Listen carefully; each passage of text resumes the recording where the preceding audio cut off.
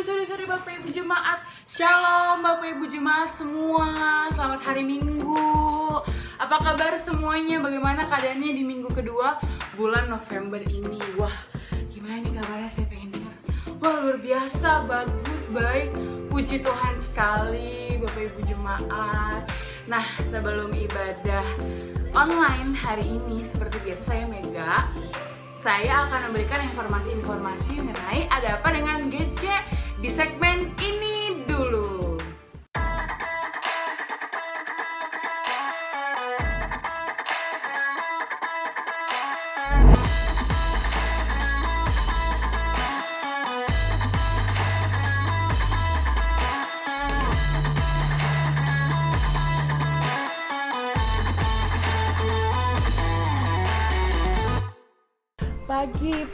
Pagi. Sekalian jemuran nih walaupun mendung, biar imun kuat. Saya mau share soal tema GC bulan November ini, yaitu Strong and Healthy Marketplace. Nah, seru dan menarik banget kan temanya. So, jemaat jangan sampai skip ibadah online ya, biar kita bisa sama-sama belajar dan dapat banyak berkat tentunya. Oke deh, saya mau lanjut jemuran dulu ya. Bye. Oh iya, minggu depan tanggal 15 November 2020 kita akan melakukan perjamuan kudus secara online bersama gembala sidang kita, Pendeta Dr. Insinyur Niko Nyotoro Harjo di rumah masing-masing, dan bisa mengikuti ibadah di jam yang seperti biasa, jam 10.30, jam 13.00, jam 15.00, dan jam 17.00 waktu Indonesia Barat. Jangan lupa sediakan roti atau crackers sebagai lambang tubuh Kristus, dan juga tak lupa sirup atau teh sebagai lambang darah Kristus. Tapi jangan sebanyak ini ya, itu makan siang. Nanti pas ibadah ngantuk lagi. Nah, informasi terakhir untuk Bapak Ibu Jemaat, sembari saya siap-siap mau ibadah online, rumah doa akan tetap diadakan secara online supaya kita dapat berdoa, memuji, menyembah Tuhan bersama-sama. Nah, ada kabar gembira untuk kita semua, karena pada hari Sabtu tanggal 14 November 2020, rumah doa akan ditambahkan harinya, jadi 3 kali seminggu. Hari Selasa, Kamis, dan Sabtu di jam yang sama, 10.30 pagi waktu Indonesia bagian Barat. Saya encourage banget jemaat untuk ikut rumah doa, karena saya setiap Sabtu ikut rumah doa dan selalu 100 lebih yang ikut, dan saya terberkati banget. Saya pun ingin jemaat merasakan hal yang sama. Jadi tunggu apa lagi? Langsung hubungi nomor di bawah ini, WhatsApp aja ya. Bilang, halo, shalom, nama saya Mega, saya ingin mengikuti rumah doa. Terima kasih, God bless. Jangan telepon ya, apalagi video call. Oke deh Bapak Ibu Jemaat, sekian informasi yang bisa saya bagikan. Semoga bermanfaat ya, karena udah mau mulai ibadah nih, saya mau buru-buru mau ibadah. Oke deh, sampai ketemu minggu depan. Tetap berdoa, memuji, menyembah Tuhan, dan tetap berharap sama Tuhan Yesus. Sampai jumpa minggu depan. Tuhan Yesus sudah memberkati saudara dan akan selalu memberkati. God bless. Bye.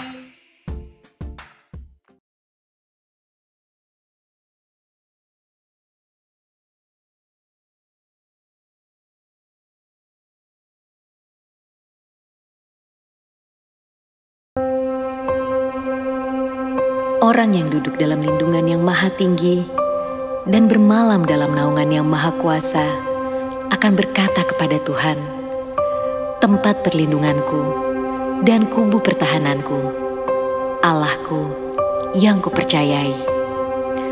Sungguh, dialah yang akan melepaskan engkau dari jerat penangkap burung, dari penyakit sampar yang busuk.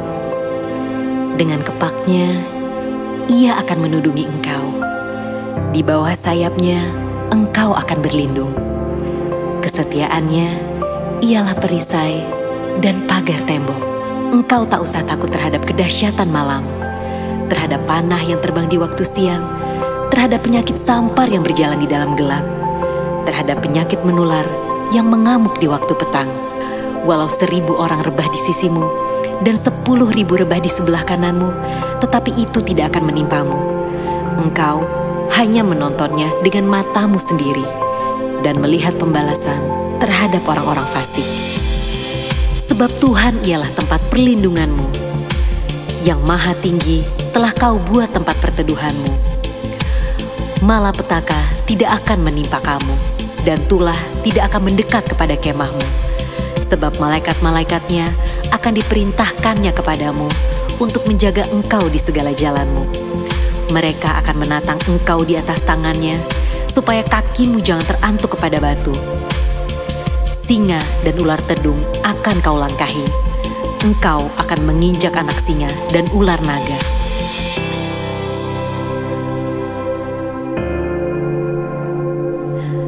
Sungguh, hatinya melekat kepadaku, maka aku akan meluputkannya. Aku akan membentenginya, sebab ia mengenal namaku. Bila ia berseru kepadaku, aku akan menjawab. Aku akan menyertai dia dalam kesesakan. Aku akan meluputkannya dan memuliakannya. Dengan panjang umur akan kukenyangkan dia, dan akan kuperlihatkan kepadanya keselamatan daripadaku.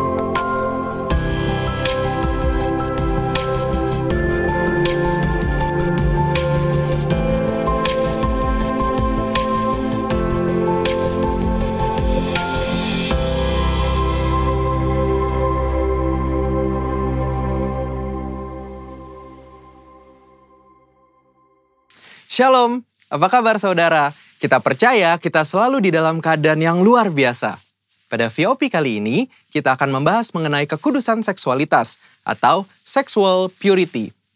Sebagai generasi Yeremia, setiap kita wajib menjaga kekudusan, khususnya kekudusan seksualitas. Namun sebuah riset yang diterbitkan lembaga independen pada tahun 2019 menyebutkan 33% remaja sudah melakukan hubungan seks di luar nikah. Hal ini bisa diakibatkan karena kurangnya pemahaman anak-anak muda akan prinsip-prinsip seksualitas yang benar. Maka dari itu, kita sebagai anak muda harus mengerti tentang hubungan seksualitas yang benar menurut Alkitab. Kita percaya Tuhan menciptakan hubungan seksual itu sakral dan kudus di hadapan Tuhan. Sehingga hubungan seksual hanya boleh dinikmati di dalam komitmen pernikahan. Hal ini dikarenakan hubungan seksual adalah anugerah Allah yang indah untuk dinikmati oleh sepasang suami dan istri yang sah dan sudah diberkati di dalam komitmen pernikahan. Firman Allah juga menekankan bahwa hubungan seksual bukanlah berasal dan akibat dari dosa, melainkan hubungan seksual diberikan di dalam pernikahan untuk menghindari percabulan. Prinsip yang lain adalah hubungan seksual harus dipersembahkan untuk kemuliaan Allah. Kita harus mengerti bahwa hubungan seksual bukanlah sekedar kepuasan fisik semata, namun hubungan seksual memberikan pengertian hubungan yang mendalam antara suami dan istri. Karena hubungan suami dan istri adalah gambaran hubungan Kristus dengan jemaatnya. Setelah mengerti prinsip kekudusan seksualitas yang benar, selanjutnya penting bagi kita anak-anak muda untuk memulai dan menjalani hubungan pranikah atau berpacaran secara bertanggung jawab di hadapan Tuhan. Ada beberapa perbedaan yang paling mendasar dari hubungan pranikah atau pacaran secara duniawi dan hubungan yang bertanggung jawab di hadapan Tuhan. Perbedaan pertama adalah pacaran duniawi hanya bertujuan mencari pengalaman dan kenikmatan dalam percintaan saja. Namun pacaran yang bertanggung jawab kepada Tuhan melihat hubungan pacaran sebagai persiapan untuk menuju ke arah pernikahan. Perbedaan kedua adalah pacaran menurut dunia hanya mengutamakan keintiman dan kepuasan fisik. Tetapi pacaran yang benar harus mengutamakan keintiman rohani dan emosi. Perbedaan ketiga adalah dalam hal komitmen, hubungan pacaran secara dunia hanya berorientasi kepada masa kini, sehingga mudah terjadi perpisahan ketika timbul konflik. Namun hubungan pranikah yang bertanggung jawab kepada Tuhan harus berorientasi kepada masa depan. Perbedaan-perbedaan ini adalah dasar untuk kita membatasi segala bentuk keintiman jasmani dengan kesadaran bahwa hubungan pacaran atau pranikah belumlah mengikat. Mengapa penting untuk setiap kita menjaga kekudusan, khususnya kekudusan seksualitas? Firman Tuhan di dalam 1 Korintus 6 ayat 19 dan 20 berkata, "Atau tidak tahukah kamu bahwa tubuhmu adalah bait Roh Kudus yang diam di dalam kamu? Roh Kudus yang kamu peroleh dari Allah, dan bahwa kamu bukan milik kamu sendiri, sebab kamu telah dibeli dan harganya telah lunas dibayar. Karena itu, muliakanlah Allah dengan tubuhmu. Kita harus mengerti bahwa tubuh kita adalah bait Roh Kudus dan Tuhan sudah menebus setiap kita. Sehingga sudah seharusnya kita memuliakan Allah dengan tubuh kita. Dan salah satu caranya adalah menjaga kekudusan, khususnya kekudusan seksualitas. Menjaga kekudusan juga adalah bentuk ketaatan kita kepada Allah. Selain itu juga, saat kita hidup kudus, Tuhan secara khusus bisa pakai kita untuk maksudnya yang mulia. Sebagaimana ditulis di dalam 2 Timotius 2 ayat 21 dan 22. Jika seorang menyucikan dirinya dari hal-hal yang jahat, ia akan menjadi perabot rumah untuk maksud yang mulia.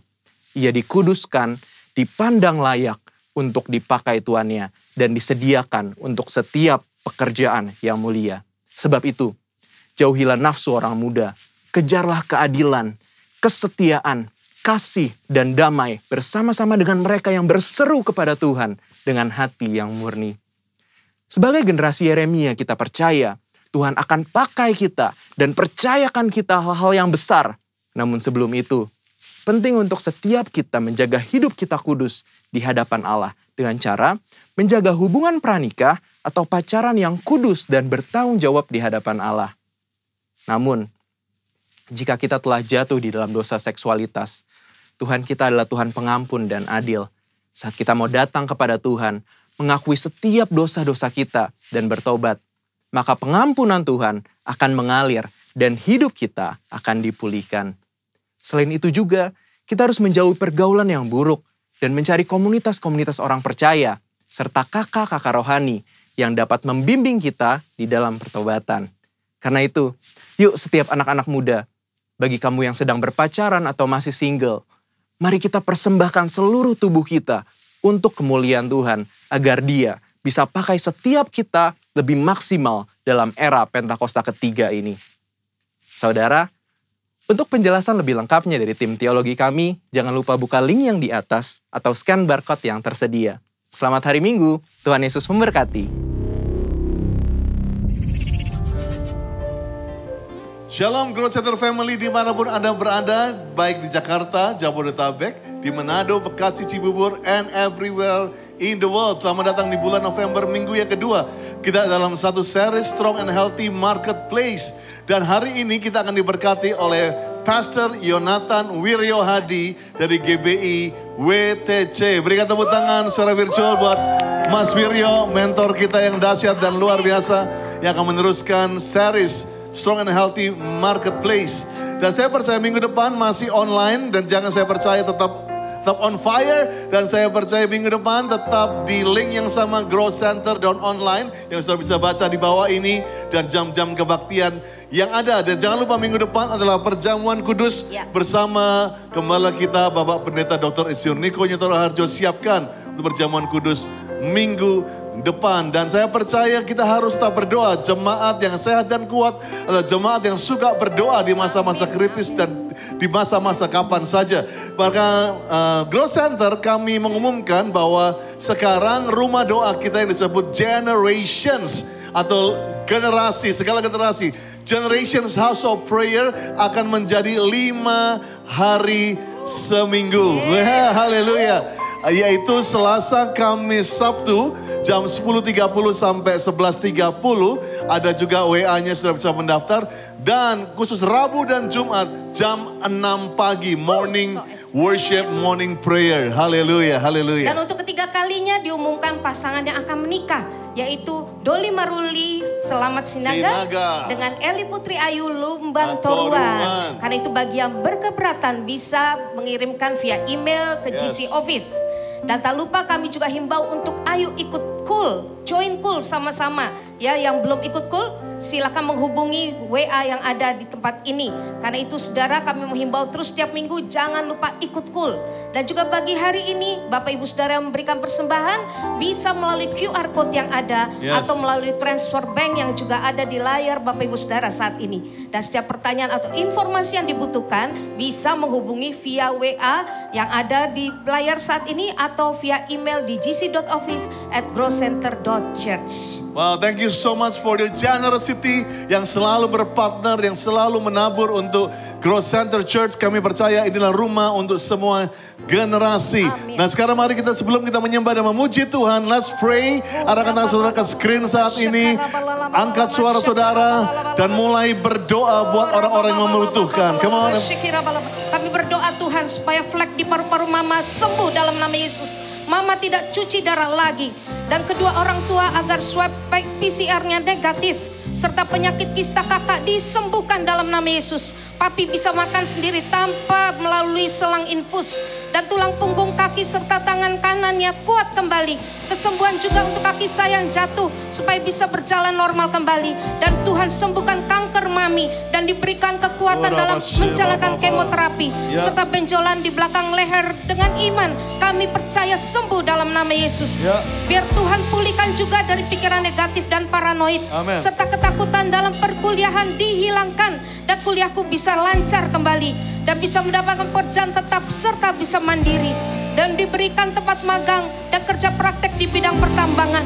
Proses pembelian tanah bisa berjalan lancar dengan bunga bank yang paling rendah. Dan suami bisa lolos diterima di perusahaan energi terbaik di Indonesia.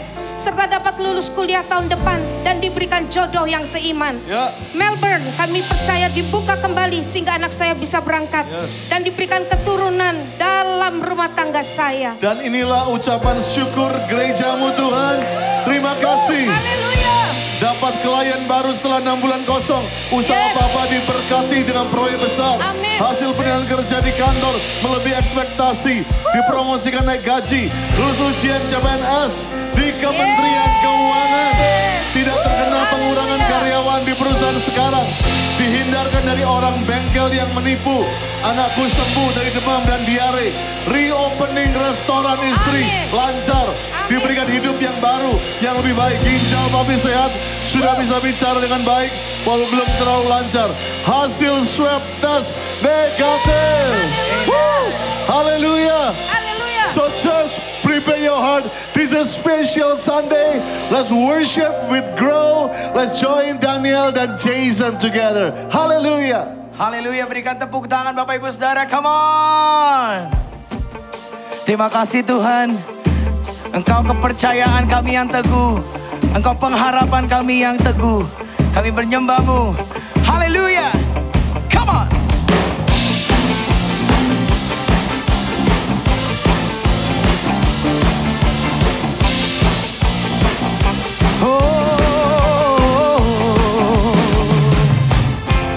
Tuhanlah kekuatan dan mazmurku. Dia gunung batu dan keselamatanku. Hanya padamu hatiku percaya. Kaulah menara dan kota perlindungan. Sama-sama katakan, come on. Ku mau selalu bersyukur sebab cintamu padaku takkan pernah berubah. Hatiku percaya walau bumi bergoncang, gunung-gunung beranjak, namun kasih setiamu tak pergi dan come on.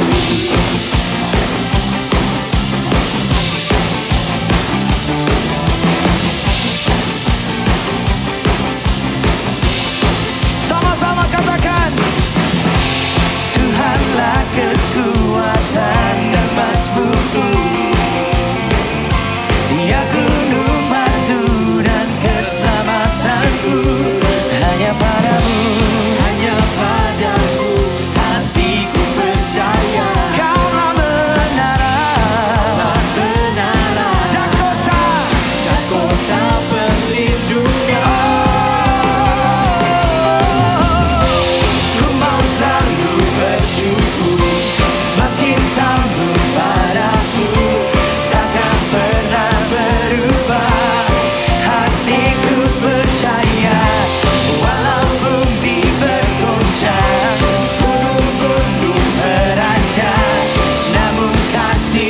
setiamu tak pergi dariku.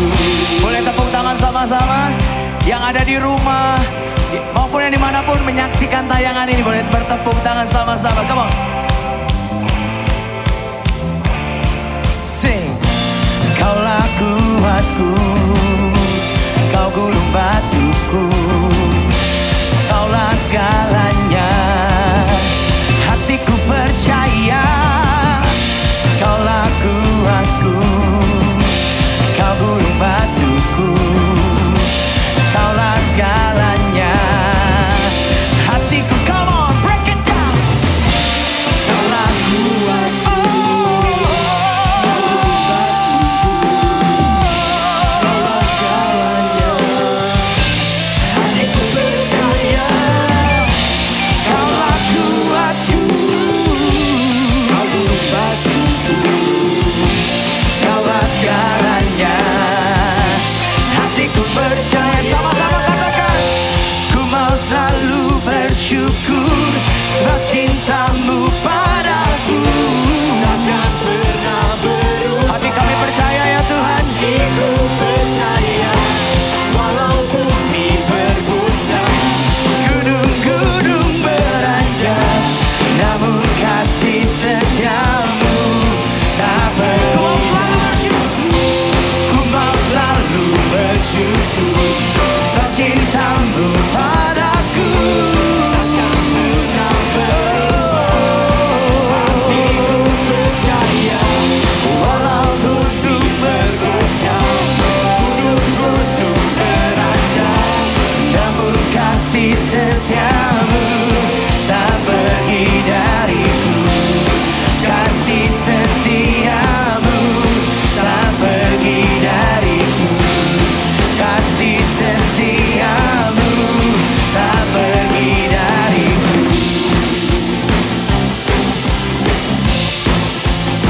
Oh, oh.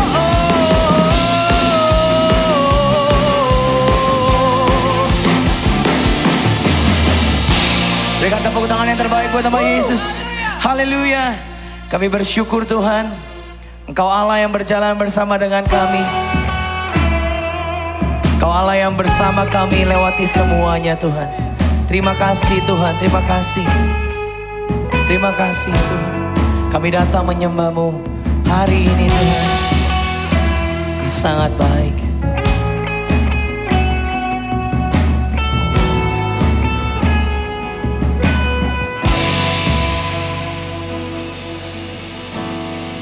Terima kasih.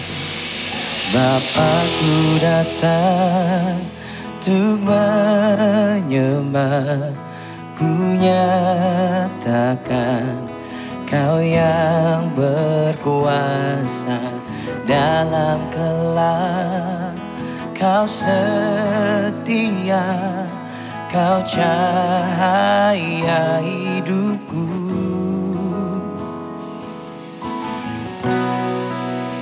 Kau kuatkan aku bertahan, Kau harapan dalam kesesakan. Kau buktikan kesetiaan-Mu Tuhan. Engkau Allah Immanuel. Terima kasih Tuhan.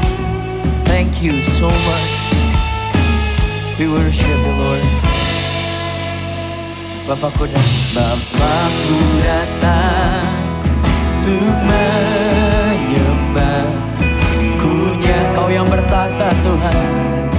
Kau yang dalam lemah, Kau sempurna.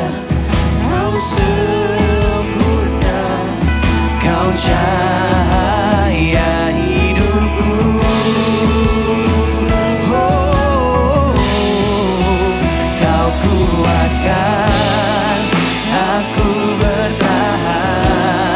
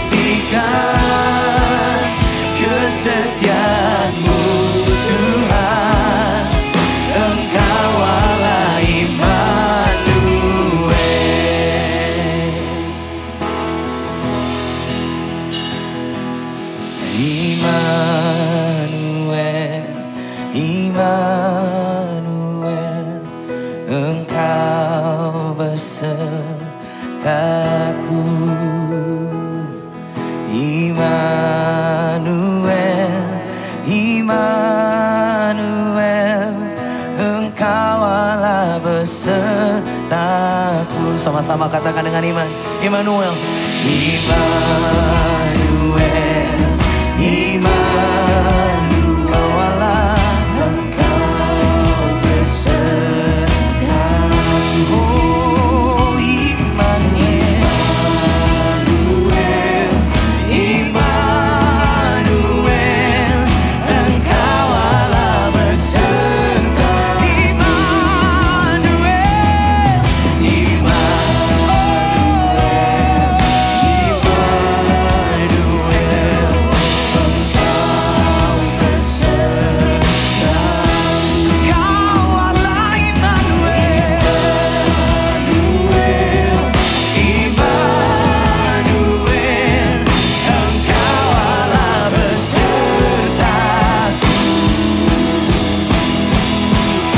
Katakan sama-sama. Kau kuatkan aku bertahan.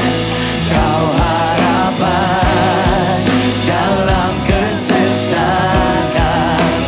Kau buktikan kesetiaan Tuhan.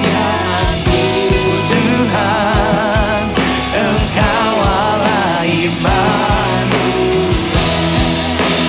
Kau kuatkan aku bertahan. Kau harapan dalam kesesakan. Kau buktikan kesetiaan-Mu Tuhan. Engkau Allah Immanuel. Mari angkat tanganmu sama-sama. Immanuel. Kau kuatkan aku bertahan. Kau harapan dalam kesesakan. Kau buktikan kesetiaan-Mu Tuhan. Amin.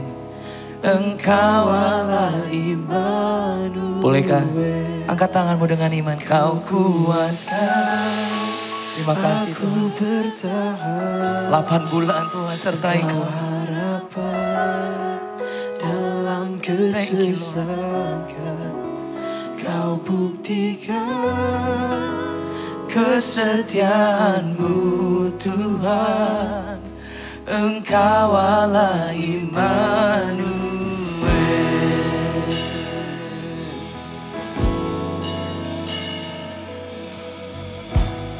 Kau Allah Immanuel. Kau besertaku. Kau di pihakku. Ku berjalan maju denganmu, Yesus. Oh, Kau besertaku. Kau di pihakku. Ku maju berjalan bersamamu. Kau besertaku. Kau di pihakku. Ku maju berjalan bersamamu. Oh, dimanapun, kapanpun, ku berjalan besertamu. Oh, Kau Allah Immanuel. Kau menuntun langkahku. Kau Allah Immanuel. Kau berjalan sertaku. Kau Allah Immanuel. Kau berada denganku. Kau Allah Immanuel. Kau Allah yang setia. Kau Allah Immanuel. Kau berjalan sertaku. Kau Allah Immanuel. Kau menuntun hidupku. Kau Allah Immanuel. Kau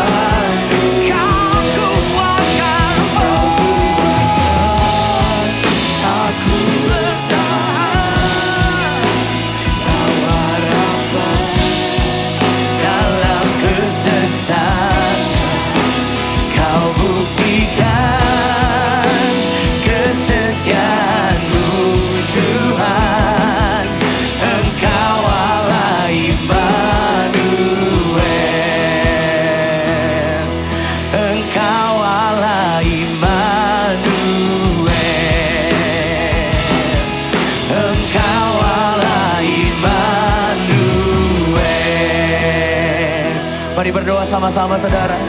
Horaba kanaraba tasna kanarala barala barala barala barala barala.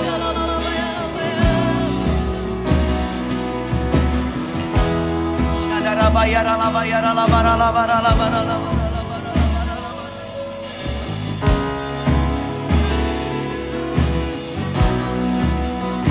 Shekanaraba yarala barala barala barala barala barala barala.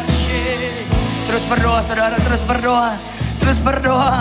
Oh rabayara labaya shandara labara labara labara labara labara. Oh riara labayara labayara labara labara labara labara. Labayara sikara raba pa pa pa pa pa pa pa. Kira labayara sikara pa pa pa pa pa pa pa pa. Kira labara bara bara bara bara layara sikiri di di di di di. Lihat itu Tuhan Allah, Ia datang dengan kekuatan dan dengan tangannya Ia berkuasa. Lihat mereka yang menjadi upah jeripayahnya ada bersama-sama Dia, dan mereka yang diperolehnya berjalan di hadapannya. Seperti seorang gembala, Ia mengembalakan kawanan ternaknya dan menghimpunkannya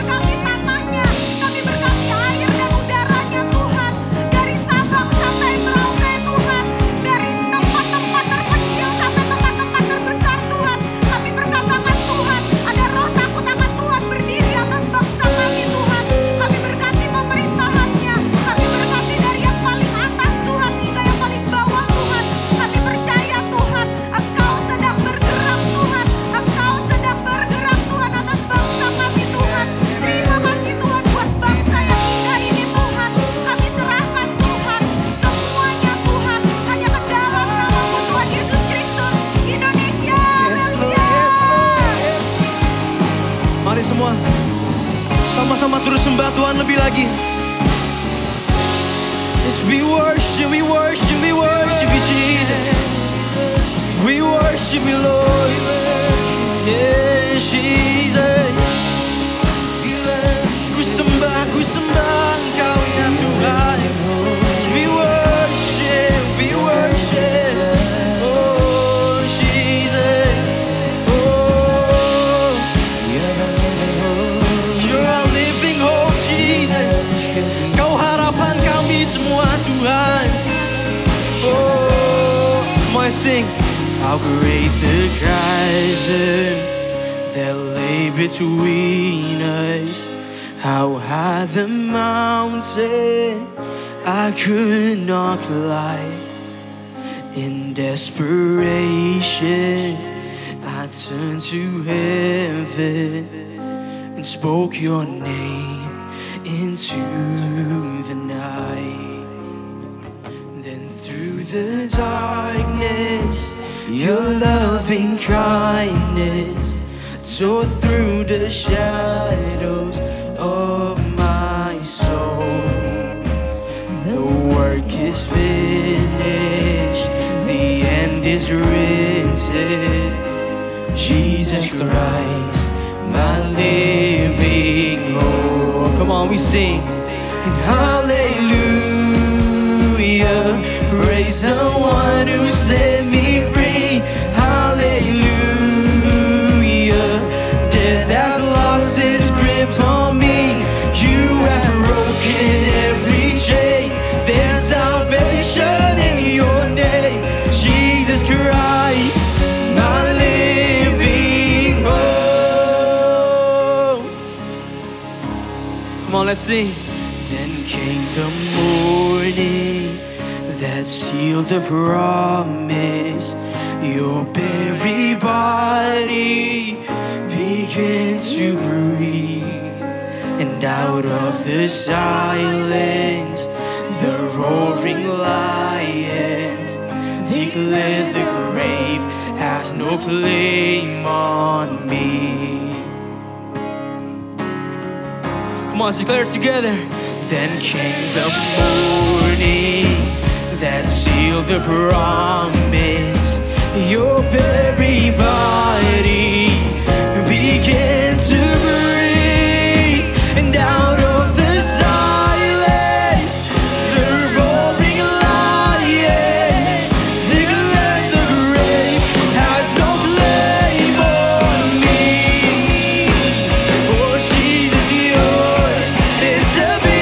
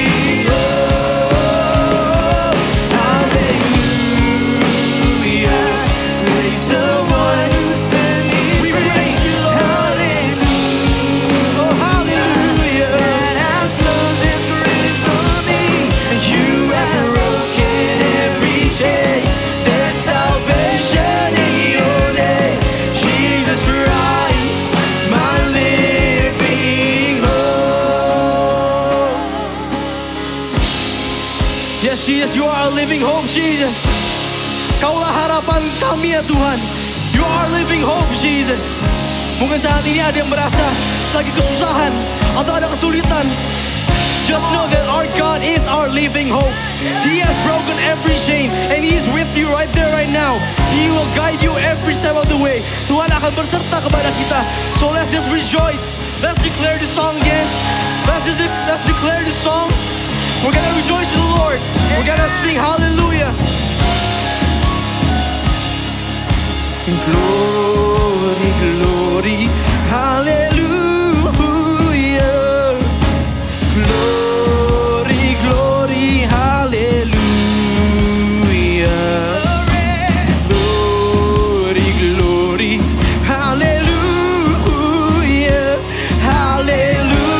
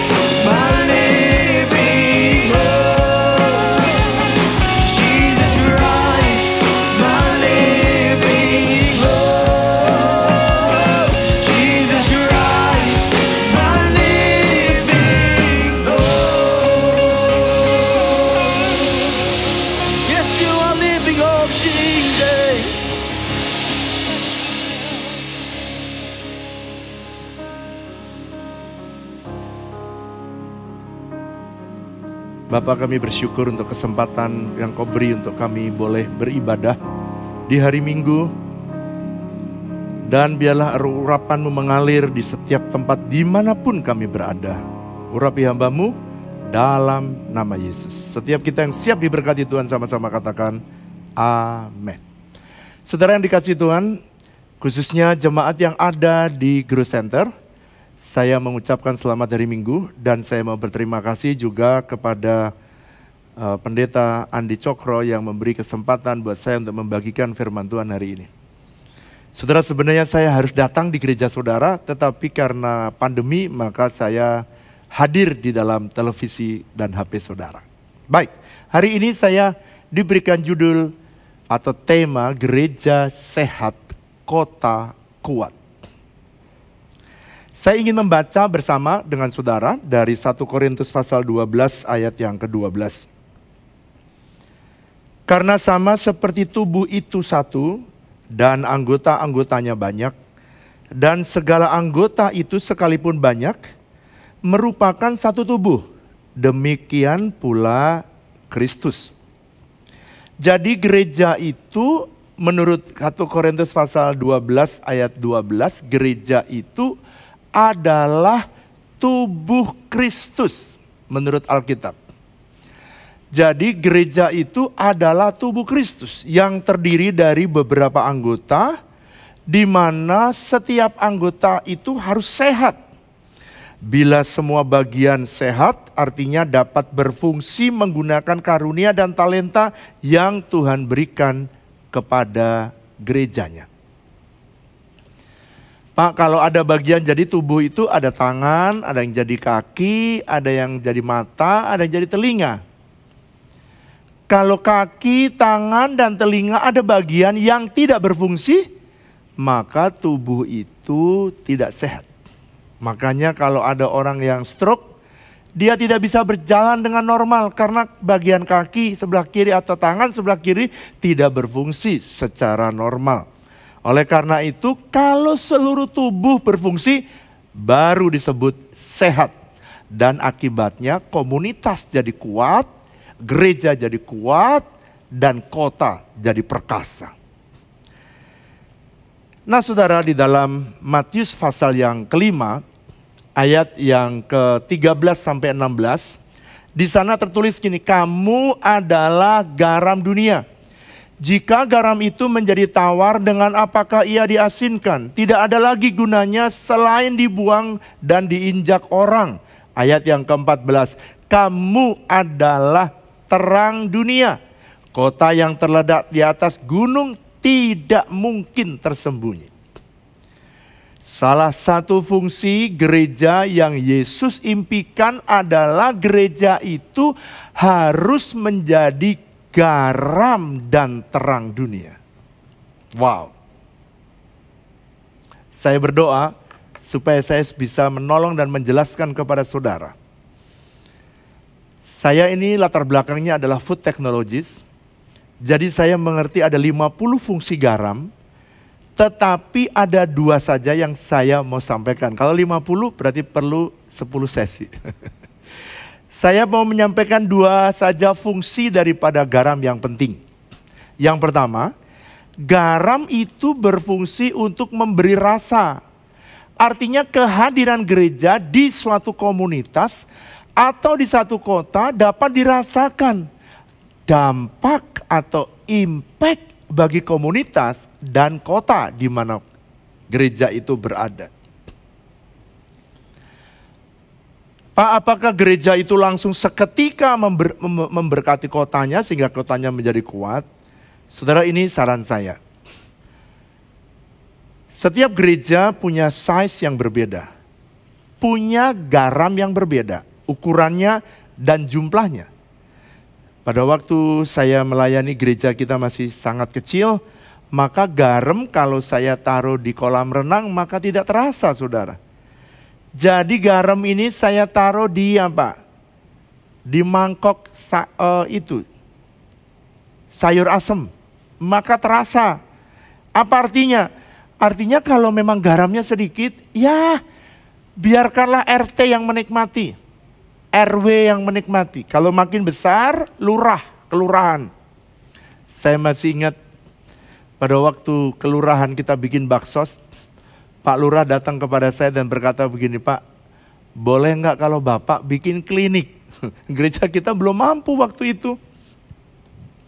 Lalu kemudian dia bilang, saya tanya gini, kenapa sih Pak Lurah kok pengen ada klinik? Kalau Bapak baksos seminggu sekali, Bapak datang hari Senin. Rakyat saya Selasa sakitnya Pak, Rabu sakitnya. Kalau Bapak datang sebulan sekali, sebulan yang datang dia sehat, berikutnya sakit. Kalau Bapak bikin klinik, akan menolong semua rakyat saya dari Senin sampai Senin kembali. That's good idea. Lalu kemudian kita membuat klinik. Waktu kita membuat klinik, saudara, sedikit dirasakan oleh satu kelurahan. Lalu kemudian karena ratusan ribu orang bisa diobati dengan harga yang sangat murah, bahkan kalau hari Minggu sampai hari ini sudah 12 tahun, hari Minggu gratis. Semua selama dia manusia berobat gratis. Impact-nya makin luas, seluruh kota boleh berobat. Lalu kemudian wali kota datang kepada saya dan dia bilang, Pak, kenapa kalau Bapak mau influence lebih besar, impact lebih besar, kenapa Bapak nggak bangun rumah sakit? Waduh, saudara kepikir juga kagak. Akhirnya saya lihat kata influence dan impact itu adalah visi dari gereja kita. Makanya saya berpikir bagaimana caranya supaya setiap jemaat bisa berfungsi. Lalu kemudian ada dokter mulai datang kepada saya, bisnismen datang kepada saya dan berkata, kenapa Bapak nggak kerjakan? Akhirnya kita kerjakan dan terjadilah Rumah Indonesia Sehat Hospital, disingkat RIS Hospital. Sekarang impact-nya bagi satu kota. Nah, fungsi yang kedua dari garam itu adalah mencegah kebusukan. Jadi apa artinya Pak? Artinya gini, semua pekerjaan setan yang membuat orang di komunitas dan kota kita rusak, kehadiran gereja harus bisa mencegahnya. Dengan apa Pak? Dengan perubahan paradigma dan penanganan langsung setiap case demi case. Contoh ya, contoh. Kalau di dalam komunitas kita punya nilai yang berbeda dengan prinsip firman Tuhan, maka jangan biarkan ini mempengaruhi masyarakat luas. Contoh, orang boleh ya punya istri lebih dari satu. It's not biblical. Bagaimana caranya? Saudara mesti mengajar, mempengaruhi, memperluas influence saudara dengan menerapkan prinsip dengan gaya hidup memiliki satu istri. Bikin seminar tentang keluarga yang bahagia. Bikin seminar keluarga yang kuat, strong family. Dengan cara seperti itu saudara bisa memperluas dan memberikan pengaruh yang makin luas. Dan saudara yang busuk, nilai-nilai yang busuk bisa dipatahkan, dihancurkan oleh kebenaran yang disampaikan oleh gereja. Saudara lihat anak-anak muda sekarang misalnya contoh. Dia sekarang nilainya begitu bobrok ya. Anak free sex. Ngeri sekali kalau saudara lihat angka anak-anak muda sekarang. 90% telah terpapar dengan pornografi. Mereka sudah melakukan seks hubungan sebelum mereka nikah di atas 65%. Mengerikan. Mereka merokok seusia masih SMP, SMA. Waduh, mereka narkoba. Rusaknya komunitas, rusaknya anak-anak muda di kota kita. Siapa yang bisa mencegah kebusukan itu? Gereja. Karena gereja dipanggil untuk menjadi garam dunia. Ingat ya, bukan garam gereja. Yesus berkata garam dunia. Bukan garam gereja. Karena di gereja sudah jadi garam. Kalau garam ketemu garam lagi, bludrek kebanyakan. Jadi makanya di gereja itu banyak pertengkaran. Kenapa banyak pertengkaran di gereja? Karena mereka harusnya garam itu di luar dan memberi rasa dan mereka kumpul di gereja saja. Makanya banyak orang bludrek. Saudara, pada waktu saya melihat, memulai ngerti ini, saya mulai membuka paradigma jemaat dan supaya mereka mengerti, kamu ini garam dunia, bukan garam gereja, bukan garam dapur. Kalau garam dapur hanya dinikmati orang sekitar dapur. Kamu ini garam dunia, dunia pendidikan harus kamu tolong, dunia kesehatan, dunia sekolah, apa saja dimanapun saudara berada. Anak muda sekarang terpapar dengan LGBT, siapa yang care dengan mereka? Mereka homoseks, mereka lesbian. Dari sejak muda dan mereka mengatakan, I'm homoseks. Dan mereka berterang-terangan. Siapa yang harus memberikan, mencegah kebusukan itu? Gereja Tuhan. Sekarang yang kedua. Kalau itu Yesus berkata, kamu adalah garam. Sekarang yang kedua adalah terang. Fungsi dari terang adalah menyingkirkan kegelapan yang ada di kota kita. Dengan kata lain, semua pekerjaan setan yang ingin menghancurkan orang di kota kita harus disingkirkan. Ini statement saya.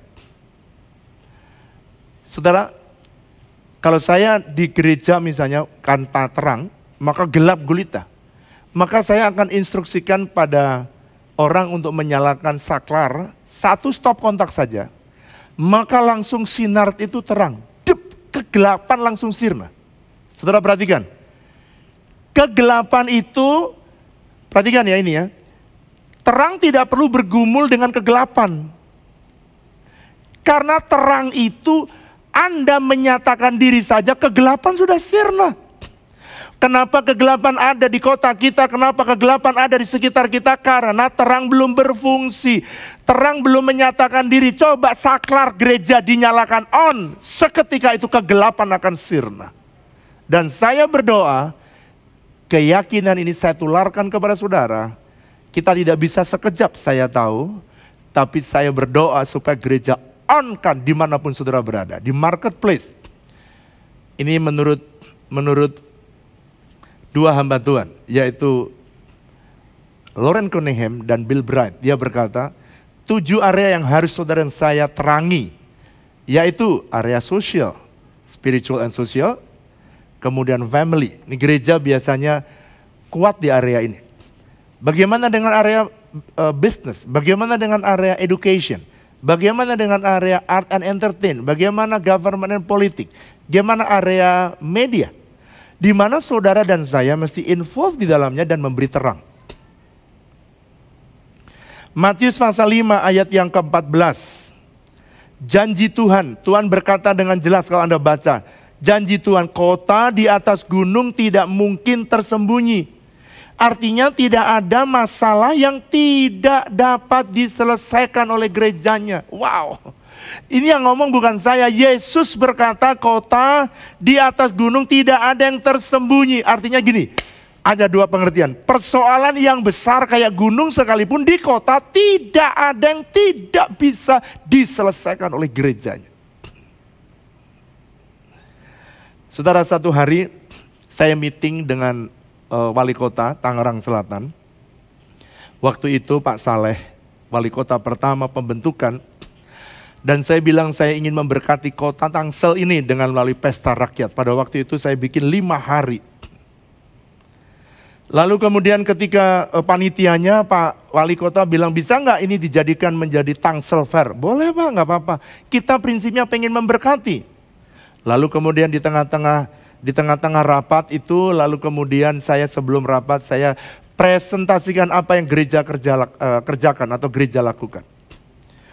Kita presentasikan anak-anak jalanan yang diambil oleh jemaat. Kita presentasikan, kita bikin klinik, dan kemudian banyak orang diberkati. Lalu kemudian saya presentasikan ada jemaat yang menangani orang gila. Tiba-tiba wali kota, seorang pria ya, Pak Saleh pertama kali nangis. Lalu meneteskan air mata, terus kemudian saya tanya, kenapa Pak Wali Kota kok nangis? Lalu Pak Wali Kota bilang begini, ini seharusnya tanggung jawab saya sebagai pemimpin di kota ini. Lalu diteruskan dia, tetapi saya belum melihat itu dan saya tidak memiliki hati, padahal itu juga rakyat. Itu juga sesama manusia yang harus dikasihi. Lalu kemudian dia mengakhiri dengan kalimat ini. Selama ini saya tidak tahu apa yang gereja lakukan, tapi saya mulai tahu bahwa gereja telah menjadi berkat bagi kota Tangerang Selatan. Waktu itu diucapkan, waduh saudara, saya menjadi lebih semangat untuk menyelesaikan semua persoalan yang ada di kota kita. Kenapa?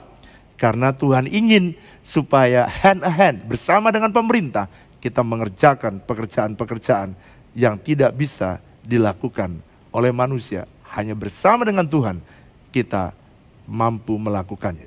Nah, saudara, dalam Matius pasal 16 ayat 19 dan 20, saya mau baca ayat yang pertama saja. Kepadamu akan kuberikan kunci kerajaan. Wow. Kerajaan mana, Pak? Kerajaan sorga. Apa yang kau ikat di dunia ini akan terikat di sorga. Dan apa yang kau lepaskan di dunia ini akan terlepas di sorga. Jadi kepada gereja diberikan kunci kerajaan sorga untuk menyelesaikan masalah yang ada di bumi. Dan Yesus berkata, tadi di ayat sebelumnya, Yesus berkata begini. Lalu Yesus melarang murid-muridnya supaya dia jangan memberitakan kepada siapapun. Sebab dia berkata, apa yang kamu ikat di dunia akan terikat di sorga. Dan apa yang kamu lepaskan di dunia, ia akan terlepas di sorga.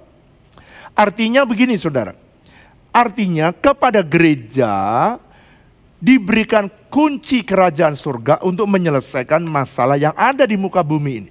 Sekarang saudara perhatikan. Einstein pernah berkata, masalah tidak dapat diselesaikan dengan tingkat pengertian dan level pemikiran yang sama dengan masalah itu. Jadi kalau saudara ingin menyelesaikan persoalan yang ada di kota, saudara tidak bisa menyelesaikan dengan cara-cara hukum di dunia ini.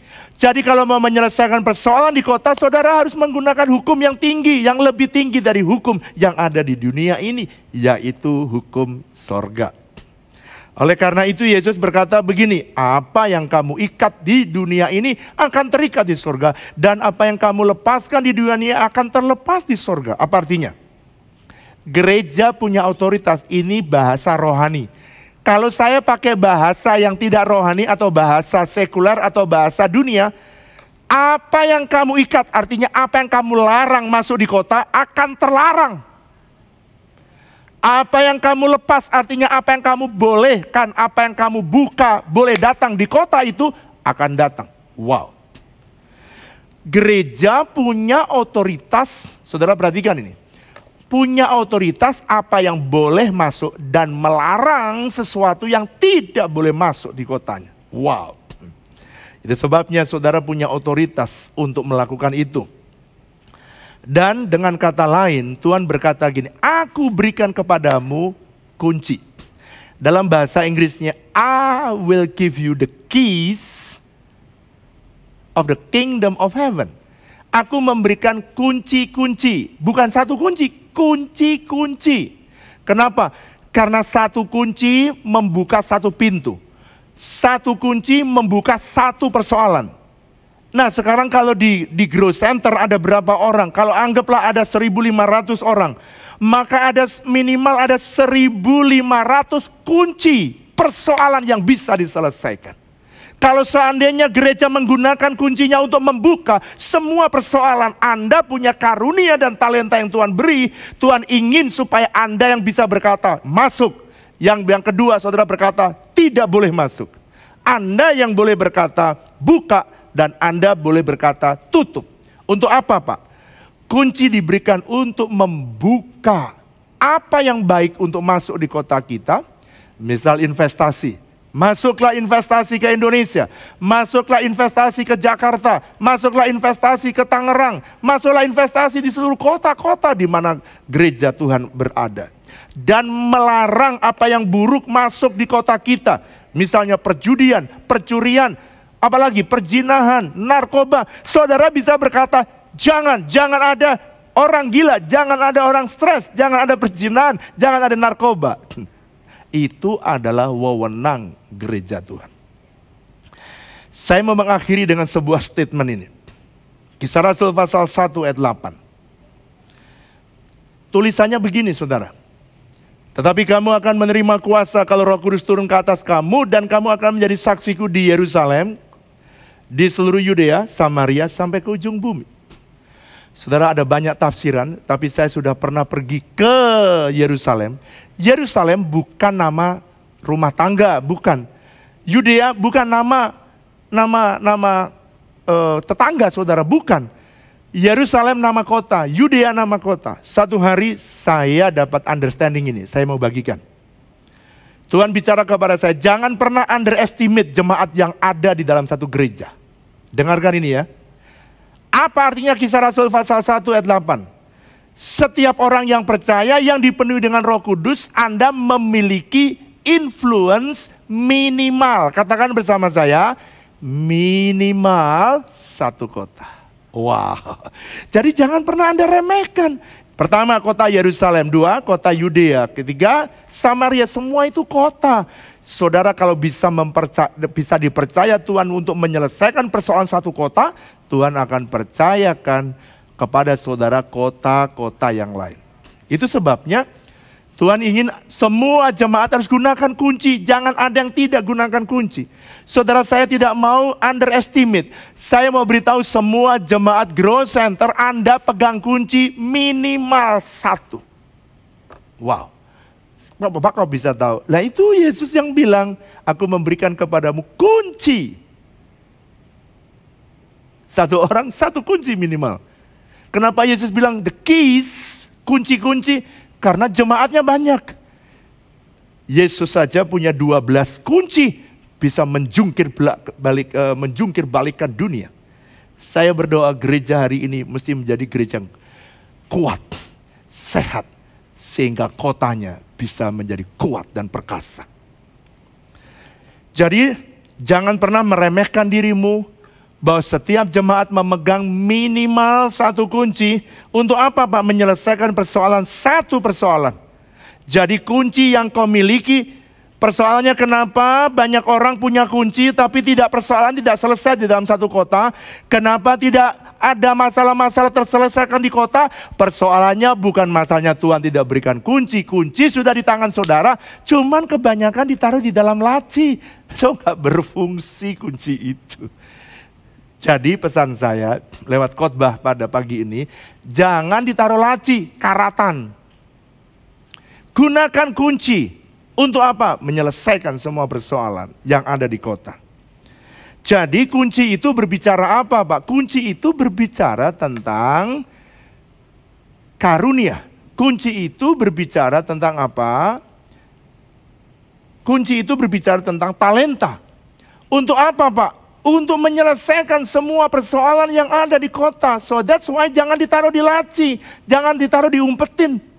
Saudara, orang yang punya talenta diumpetin, dimarahin sama Tuhan. Yang punya 2 talenta dipakai, diberi kepercayaan lebih besar. Yang punya 1 mina, semua dikasih 1 mina 10. Yang 1 bisa dari 2 mina. Wow, mengembangkan talentanya, mengembangkan minanya, mengembangkan karunia yang dia miliki. Dan dia dipakai Tuhan. Jadi kalau begitu, ada yang 1 lagi jadi 5. Dan Tuhan bilang, aku serahkan kamu 5 kota. Wow, tadinya cuma 5 mina, jadi 5 kota. Saya berdoa, gak main-main loh. Tema yang saudara berikan, ini tema yang mendidih di hati saya. Saya berdoa semua jemaat Grow Center, Anda menjadi perkasa di kota Jakarta. Sebab itu kerinduan saya. Semua gereja di mana kota berada, saudara menjadi gereja yang kuat dan mengakibatkan setan di kota itu tidak akan memandang sebelah mata jemaat di gereja itu. Tapi saudara bangkit untuk memenangkan kota di mana saudara berada. Jadi kunci, saya ulangi, kunci berbicara tentang karunia dan talenta dan potensi yang Tuhan berikan dalam hidup kita untuk dalam setiap jemaat. Tidak peduli itu pendeta, itu pengerja, apakah itu jemaat Tuhan, saudara, masing-masing diberikan karunia, talenta, potensi, dan ditaruh dalam hidup saudara. Dan Tuhan ingin Anda menyelesaikan. Pertanyaan yang terakhir. Kunci yang sudah diberikan di dalam hidup saudara, saudara apain itu kunci? Jangan-jangan Di laci mana sudah lupa kunci. Jangan ya, mulai sekarang cari kuncimu. Dan temukan karuniamu. Dan temukan talentamu. Dan cari persoalan yang pas dengan karunia dan talenta saudara. Saudara akan menjadi history maker di kota saudara. Mari kita berdoa. Bapa, kami bersyukur untuk kebenaran firman yang sederhana. Aku berdoa supaya umatmu yang ada di Grow Center, mereka bisa diberkati Tuhan. Terpujilah namamu dan hidup mereka berfungsi ketika mereka gunakan kunci persoalan di Jakarta. Dapat mereka selesaikan satu demi satu. Di dalam nama Tuhan Yesus. Haleluya. Amin. Tuhan Yesus memberkati saudara. Come on Grow Center, berikan tepuk tangan untuk firman Tuhan yang dahsyat, yang luar biasa oleh Pastor Yonatan Wiryo Hadi. Gereja yang sehat, kotanya akan menjadi kuat. 1 Korintus 12:12, saya suka banget tadi Mas Wir bilang bahwa semua kalau anggota tubuhnya sehat, maka berfungsi dengan talenta dan karunia. Jadi garam dan terang di tempat engkau tinggal. Dan saya percaya inilah, minggu lalu saya belajar mengajar mengenai lari dari Babel, merubah Babel menjadi tempat yang memuliakan Tuhan. Dan saya percaya ini series yang luar biasa. Jangan lupa minggu depan perjamuan kudus bersama Gembala Sidang Bapak Pendeta Dr. Insinyur Niko Nyatoro Harjo. We are counting down untuk Christmas 2020. The first ever Christmas yang dahsyat. So, luar biasa, saya nggak akan bocorin. Ada akan jadi dahsyat buat Anda. Come on dear. Jangan lupa 3M.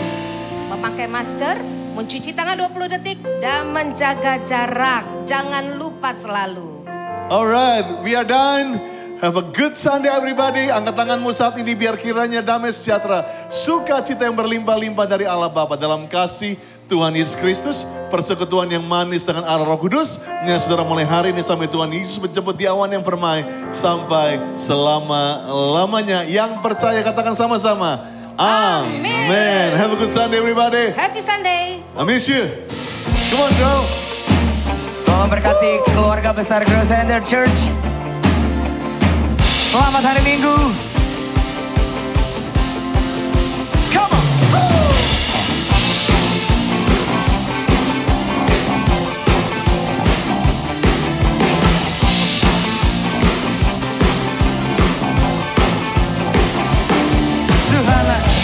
Tuhanlah kekuatan dan mazmurku. Ya gunung batu, ya gunung batu dan keselamatanku. Hanya padamu hatiku percaya. Kaulah menara, kaulah menara, ya kota perlindungan. Come on Grow Center Church. Ku mau selalu bersyukur sebab cintamu padaku takkan pernah berubah. Hati kami percaya, hatiku percaya, walau bumi bergoncang.